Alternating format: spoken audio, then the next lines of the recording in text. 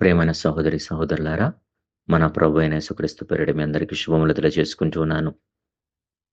యెహోవా నా కాపరి, నాకు లేమి కలగదన్నటువంటి ఈ వాక్యం 23వ కీర్తన మొదటి వచనంలో మనం చూస్తాము. ఈ విషయమై మనం ధ్యానించుకుందాం ఈరోజు. ఈ వాక్యంలో గొర్రెలు మరియు కాపరికి ఉన్నటువంటి సంబంధాన్ని దావీదు రాజు వ్యక్తపరుస్తూ ఉన్నాడు. చూడండి, గొర్రెలు బలహీనమైన జంతువులు. అవి దారి తప్పుతూ ఉంటాయి. మార్గం నుంచి దూరం వెళ్ళిపోతాయి. శత్రువుల దాడిని తట్టుకోలేవు. రక్షించుకోవడం చేత కాదు. కానీ కాపరి వాటిని కాపాడి తీసుకొస్తాడు. మంచిగా గడ్డి, పచ్చి గడ్డి ఉన్న దగ్గరికి తీసుకెళ్ళి మంచి ఆహారం ఇప్పిస్తాడు. అలాగే సేద తీర్చబడ్డానికి శుద్ధమైనటువంటి నీటి దగ్గరికి వాటిని తోలుకెళ్తాడు. అలాగే మన జీవితాల్లో కూడా మనము బలహీనమైనటువంటి వాళ్ళమే. సమస్యలు, వ్యాధులు, లోపాలు, ఆందోళనలు మన జీవితాన్ని చుట్టుముడుతూ ఉంటాయి. కానీ మన కాపరి యేసుక్రీస్తు మనకున్నప్పుడు ఈ అవసరాలన్నీ కూడా తీరుస్తాడు అని దావీదు రూఢిగా మనకు విశ్వాసాన్ని బలపరుస్తున్నాడు. ఆయనలో ఎటువంటి కొరత లేదు.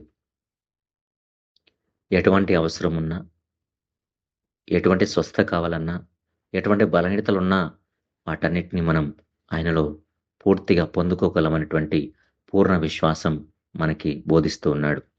శరీర సంబంధమైన అవసరాలన్నీ కూడా ఫిలిప్పీ 4:19 ద్వారా తీర్చబడతాయని వాక్యం ద్వారా తెలియపరుస్తూ ఉన్నాడు. అలాగే ఆత్మీయ అవసరాలకు మనకు శాంతినిస్తూ, సమాధానమిస్తూ, మంచి మార్గదర్శకాన్ని ఇస్తూ ఉంటాడు. అలాగే నశించిపోకుండా నిత్య జీవం పొందుకునేందుకు తన ప్రాణం పెట్టాడు.